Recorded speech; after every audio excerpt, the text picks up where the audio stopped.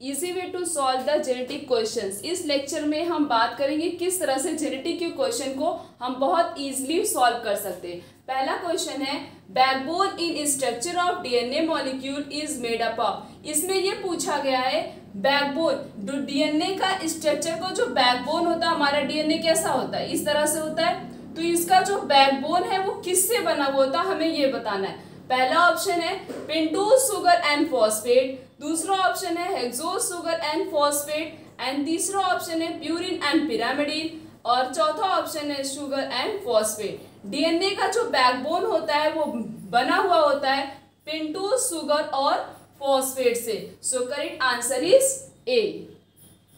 Next question is in a double stranded DNA amount of guanine is 35%। एक double stranded DNA है, उसमें guanine का amount कितना है, 35% है। Then what will be the amount of cytosine. हमें किसका अमाउंट बताना है, साइटोसिन का अमाउंट बताना। चार का रूल सबको पता है, ए प्लस टी। ए क्या है, adenine plus thymine and guanine plus cytosine. तो इसमें क्या दिया गया, ग्वानिन दिया गया। ग्वानिन कितना है, 35% है। ग्वानिन और साइटोसिन एक दूसरे के इक्वल होते हैं, एडनिन और थायमिन एक दूसरे के इक्वल होते हैं, तो जितना ग्वानिन होगा उतना साइटोसिन भी होगा। ग्वानिन 35% है तो साइटोसिन कितना होगा, वो भी 35% होगा। सो correct answer is D, that is 35%। The next question is if one strand of double स्टैंडेड DNA consist of the sequence. एक दो स्टैंड डीएनए, एक स्टैंड जो है सीक्वेंस दी गई, दूसरे स्टैंड की सीक्वेंस हमें बतानी। पहले स्टैंड की सीक्वेंस क्या दी गई है, 3 प्राइम पे A T T C G T A C, और वो 5 प्राइम, मतलब ये कॉम्प्लीमेंट्री होता है। अगर एक स्टैंड 3 प्राइम से 5 प्राइम है तो दूसरा स्टैंड क्या होगा, 5 प्राइम से 3 प्राइम। ये हमें इतना समझ में आ गया। ठीक, उसके बाद ए किसके इक्वल होता है, टी के, और जी किसके इक्वल होता है, सी। ये चीज ध्यान देते हुए अब हम क्या करेंगे, इसका नेक्स्ट कॉम्प्लीमेंट्री स्टैंड क्या होगा डीएनए पे, उसको आइडेंटिफाई करेंगे। पहले स्टैंड का क्या दिया गया, A T T C G T A C. यहाँ पे क्या होगा, एक स्टैंड क्या है, 3 प्राइम से 5 प्राइम है, तो दूसरा स्टैंड क्या होगा, 5 प्राइम से, पहले तो ये स्टैंड 3 प्राइम से 5 प्राइम है, अब दूसरे स्टैंड क्या होगा, 5 प्राइम से 3 प्राइम होगा। अब देखते हैं ए का क्या होता है, टी, टी का क्या होगा, ए, टी का ए, सी का क्या होगा, जी, और जी का क्या होगा, सी, टी का क्या होता है, ए का क्या होगा, टी, और सी का क्या होगा, जी। तो पहला स्टैंड ये रहा, पहला स्टैंड कहाँ से था, 3 प्राइम से 5 प्राइम, तो दूसरा स्टैंड क्या होगा, 5 प्राइम से 3 प्राइम होगा। तो ये हमने कोडिंग कर ली, क्या आया result, T A A G C A T G. So correct answer is B. The next question is RNA contain which of the following base in place of thymine in DNA. DNA में क्या present होता है, thymine present होता है, but RNA में thymine नहीं present होता। तो हमें यह बताना है कि आरएनए में थायमिन की जगह पे क्या प्रेजेंट होता है। आरएनए में थायमिन की जगह पे क्या प्रेजेंट होता है, यूरेसिल प्रेजेंट होता है। इसलिए जब भी हम कभी कोडिंग करते हैं आरएनए स्टैंड पे, तो टी की जगह पे क्या लिखते हैं, यू लिखते हैं। ये सारे हमारे ऑप्शन है। पहला ऑप्शन क्या है, थायमिन, दूसरा यूरेसिल, तीसरा एडनिन, और चौथा क्या है, नन ऑफ दीज। तो करेक्ट आंसर क्या होगा, B, that is uracil. The next question is in the base sequence of one standard DNA. Base sequence दिया एक स्टैंड डीएनए का, ये सारे क्या है, उसके सीक्वेंस है। Then what shall be the sequence of it complementary stand. उसका कॉम्प्लीमेंट्री स्टैंड का मतलब होता है उसके दूसरे स्टैंड का जो है सीक्वेंस क्या होगा, हमें इस दूसरे स्टैंड का सीक्वेंस बताना है। ठीक है, तो इसका क्या होगा, जी ए टी का क्या होगा, जी की जगह पे क्या होगा, सी, ए की जगह पे क्या होगा, टी, और टी की जगह पे क्या होगा, ए। उसके बाद दूसरा क्या है, टी ए जी, टी की जगह पे क्या होगा, ए की जगह पे टी, और जी की जगह पे C. Then next is C A T, C की जगह पे जी, ए की जगह पे क्या होता है, टी, और टी की जगह पे ए। देन नेक्स्ट इज जी ए सी, जी की जगह पे सी, और ए की जगह पे क्या होगा, टी होगा, और सी की जगह पे जी होगा। ये सारे क्या हमारे ऑप्शन है, ये हमारे साथ दूसरे स्टैंड की क्या आ गई, सीक्वेंसिंग आ गई। तो ऑप्शन से मैच करेंगे तो करेक्ट आंसर क्या होगा? D. The next question is DNA replication include, DNA replication में कौन कौन से आते हैं? जैसे पहला ऑप्शन दिया गया है DNA लाइगेज, दूसरा है DNA पॉलीमरेज एंड लाइगेज, तीसरा है RNA पॉलीमरेज एंड लाइगेज और चौथा क्या है? All of these. ये सारे क्या होते हैं? ये सारे जो हैं DNA रिप्लिकेशन के पार्ट है। So correct answer is D. The next question is the nature of DNA replication is, DNA replication का नेचर कैसा होता है? पहला ऑप्शन है कंजर्वेशन, दूसरा ऑप्शन है नॉन कंजर्वेटिव और तीसरा ऑप्शन है सेमी कंजर्वेटिव, चौथा ऑप्शन है साइनोबैक्टीरिया। हमारे जो डीएनए होता है उसका नेचर होता है, रिप्लिकेशन का नेचर होता है सेमी कंजर्वेटिव। सेमी कंजर्वेटिव का मतलब होता है कि जैसे डीएनए हमारा क्या होता है, समय समय पे कंटिन्यूअस क्या करता है? डिवाइड करता है। यही जो डीएनए हमारा डिवाइड कर रहा है, जैसे 20 मिनट में किसी और मतलब फॉर्मेशन करता है, 40 मिनट में भी वो डिवाइड, मतलब कंटिन्यूअस क्या कर रहा है? हमारा डीएनए डिवाइड कर रहा है। एक्सपेरिमेंट तो सबने पढ़ा होगा, उसमें क्या दिखाया गया? उसमें यही बताया गया डीएनए हमारा क्या हो रहा है, जिसके भी साथ हम अपने डीएनए को कंबाइन करते हैं हमारा डीएनए क्या करेगा? कंटिन्यूअस डिवाइड करता है। तो डीएनए का नेचर कैसा होता है? उसकी रिप्लिकेशन का नेचर होता है semi conservative. So correct answer is C. The next question is replication fork is, replication fork क्या होता है? पहला ऑप्शन है large opening of the DNA helix, दूसरा ऑप्शन है small opening of the DNA helix और तीसरा ऑप्शन है tightly coiled part of the DNA helix और चौथा ऑप्शन है loosely coiled part of the DNA helix. Replication में जैसे हमारा डीएनए जो है डायग्राम बना है, जहाँ पे एंजाइम के बारे में दिया गया है, इसमें इस तरह का कुछ डायग्राम बना है। ये क्या हो रहा है? स्मॉल ओपनिंग, डीएनए की जो हेलिक्स है वहां पे ये जहां से रिप्लिकेशन हो रहा है, यहाँ का ये क्या है? छोटा सा पार्ट है जहां से स्मॉल ओपनिंग हो रही है डीएनए की। तो छोटी सी ओपनिंग हो रही, लार्ज ओपनिंग तो हो नहीं रही है। तो रिप्लिकेशन फॉर्क क्या है?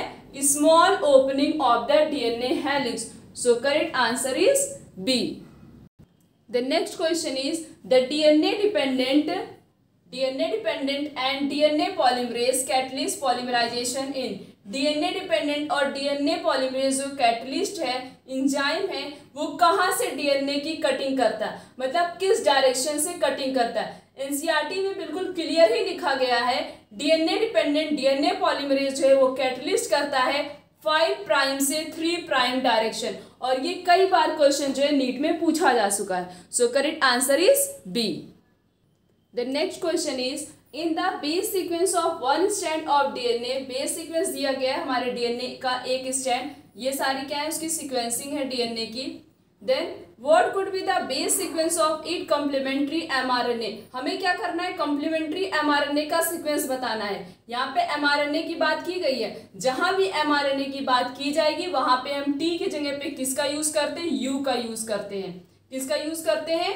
यू का यूज करते हैं। जैसे कि पहला क्या है? CAT, सी की जगह पे क्या होगा? G और A की जगह पे क्या होगा? U और T की जगह पे क्या होगा? A। मतलब यहाँ पे ये चीज है, एडेनिन की जगह पे थायमिन वैसे हम लिखते हैं, तो डीएनए में जो है थायमिन होता है और आरएनए में तो थायमिन होता नहीं, तो थायमिन की जगह पे क्या आ जाता है? यूरेसिल आ जाता है। तो जैसे C का क्या होगा? G, A का क्या होगा? U होगा और T का क्या होगा? A होगा। देन दूसरा क्या है? TAG, टी की जगह पे ए, और वैसे अगर डीएनए होता है तो ए की जगह पे टी आता, पर यहाँ पे एमआरएनए की बात की गई तो ए की जगह पे क्या आएगा? यू आएगा और जी की सी। देन नेक्स्ट इज CAT, सी की जगह पे जी, ए की जगह पे यू और टी की जगह पे ए। देन नेक्स्ट इज CAT, ये भी वही होगा सेम, GUA। देन उसके बाद क्या है? GAC, जी की जगह पे क्या होगा? C, ए की जगह पे U और C की जगह पे क्या होगा? G। सो इसको देखते हुए हमारा करेक्ट आंसर क्या होगा? C। The next question is the process by which DNA of the nucleus passes genetic information to mRNA। DNA क्या कर रहा है? अपने जेनेटिक इंफॉर्मेशन को क्या कर रहा है? इन्फॉर्म कर रहा है, मतलब ट्रांसफर कर रहा है किसमें? mRNA में। उस प्रोसेस को क्या कहते हैं? पहला ऑप्शन है ट्रांसक्रिप्शन, दूसरा ऑप्शन है ट्रांसलोकेशन, तीसरा ऑप्शन है ट्रांसलेशन और चौथा ऑप्शन है ट्रांसपोर्टेशन। जब डीएनए हमारा चेंज होता है एमआरएनए में, उस प्रोसेस को कहते हैं ट्रांसक्रिप्शन, और जब ये एमआरएनए चेंज होता है प्रोटीन में, उस प्रोसेस को कहते हैं translation. So correct answer is a, that is transcription. The next question is, during transcription, if the nucleotide sequence of the DNA strand that is being called the ATACG। Transcription क्या होता है? जब DNA जो है वो किस में change होता है? एमआरएनए में चेंज होता है। तो ट्रांसक्रिप्शन के समय जो न्यूक्लियोटाइड सीक्वेंस है डीएनए का, उसका एक स्ट्रैंड क्या है? ATACG है। हमें बताना है then the nucleotide sequence of the mRNA. MRNA का न्यूक्लियोटाइड सीक्वेंस क्या होगा? अगर डीएनए रहता है तो वहां पे ए की जगह पे क्या आता है? टी आता है, और अगर एमआरएनए रहता है तो टी किस में चेंज जाता है? You, that is uracil. तो ये जो दिया गया है ATACG, ए की जगह पे क्या होगा? यू, टी की जगह पे क्या होगा? ए, और ए की जगह पे क्या होगा? यू, सी की जगह पे जी और जी की जगह पे सी। इस सीक्वेंस को देखते हुए करेक्ट आंसर क्या होगा? C, that is UAUGC। The next question is, termination of chain growth in protein synthesis is brought about by। Termination मतलब किसी भी प्रोसेस को स्टॉप करने के लिए कौन से कोडॉन का यूज किया जाता है? स्टार्ट कोडॉन होता है AUG और स्टॉप कोडॉन होता है UAA, UGA या UAG और UGA। ये तीन कैसे होते हैं? स्टॉप कोडॉन होते हैं, और एक क्या होता है? स्टार्ट कोडॉन होता है। So correct answer is B, that is UAA, UAG and UGA। The next question is, gene which is responsible for the synthesis of a polypeptide chain. ऐसी कौन सी जीन है जो रिस्पॉन्सिबल होती है पॉलीपेप्टाइड चेन की synthesis के लिए? पहला ऑप्शन है प्रमोटर जीन, दूसरा ऑप्शन है रेगुलेटर जीन, और तीसरा ऑप्शन है स्ट्रक्चर जीन, और चौथा ऑप्शन है ऑपरेटर जीन। स्ट्रक्चर जीन इसके लिए क्या होता है? रिस्पॉन्सिबल होता है for the synthesis of polypeptide chain. So correct answer is C. The next question is, the technique of transferring DNA fragment separated.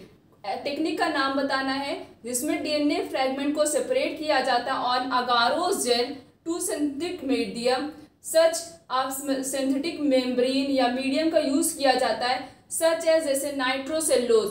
इसे क्या कहते हैं? पहला ऑप्शन है नदर्न बोल्टिंग, दूसरा ऑप्शन है सदर्न बोल्टिंग, और तीसरा ऑप्शन है वेस्टर्न बोल्टिंग, और चौथा ऑप्शन है dot blotting. The correct answer is B, that is southern blotting.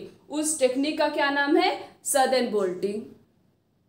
The next question is, the total number of nitrogenous base in human genome is estimated is about। Human genome project के according total number of nitrogenous base कितने present होते? पहला option है 3.5 million, and दूसरा option है 35,000, तीसरा option है 35 million, और चौथा ऑप्शन है 3.1 बिलियन। कितने बेस पेयर प्रेजेंट होते? 3.1 billion. So correct answer is D. Next question is, rate of mutation is affected by. Mutation का रेट कब इंक्रीज करता है? ये किससे अफेक्टेड होता है? म्यूटेशन का मतलब होता है sudden change in the number of DNA base pair या नंबर ऑफ क्रोमोसोम। उसे क्या बोलते हैं? म्यूटेशन बोलते हैं। म्यूटेशन जो होता है उसका रेट जो होता है इफेक्टेड होता है बाय द टेम्परेचर से भी होता है, एक्स-रे से भी होता है, गामा और बीटा रेडिएशन से भी होता है। So correct answer is D, that is all of these.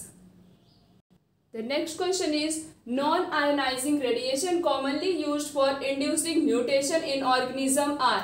कौन सा non-ionizing radiation होता है जिसका यूज किया जाता है for the inducing the mutation in an organism? First option UVB ray, and second is X-ray, and third is beta ray, and fourth is gamma ray। UVB ray क्या होता है? non-ionizing radiation होता है। So correct answer is A।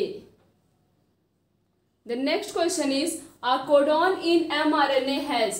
Codon जो होता है mRNA, उसके पास कितने बेसेस प्रेजेंट होते हैं? पहला ऑप्शन 3 बेस, दूसरा ऑप्शन 2 बेस और तीसरा ऑप्शन 1 बेस और चौथा option number of bases very.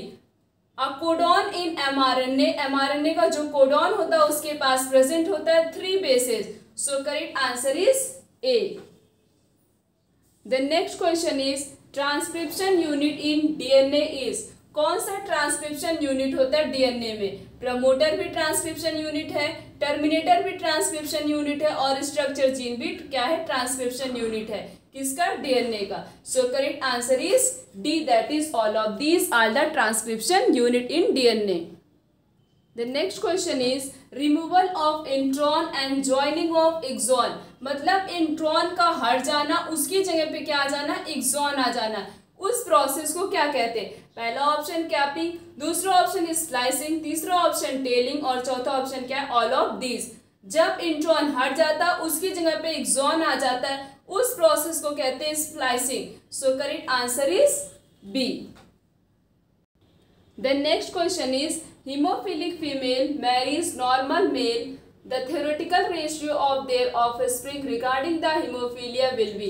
एक हीमोफिलिक फीमेल ने किससे शादी की है? नॉर्मल मैन से शादी की है। हमें ये बताना है कि ऑफस्प्रिंग, कितने ऑफस्प्रिंग जो है वो उनको हीमोफीलिया डिजीज रहेगी। नॉर्मल फीमेल क्या है? हीमोफिलिक है और मेल क्या है? वो नॉर्मल है।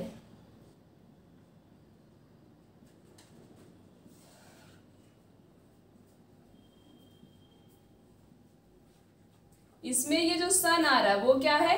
हीमोफीलिया। उसे क्या है? हीमोफीलिया डिजीज है। पर ये जो गर्ल आ रही है, डॉटर आ रही है, ये क्या है?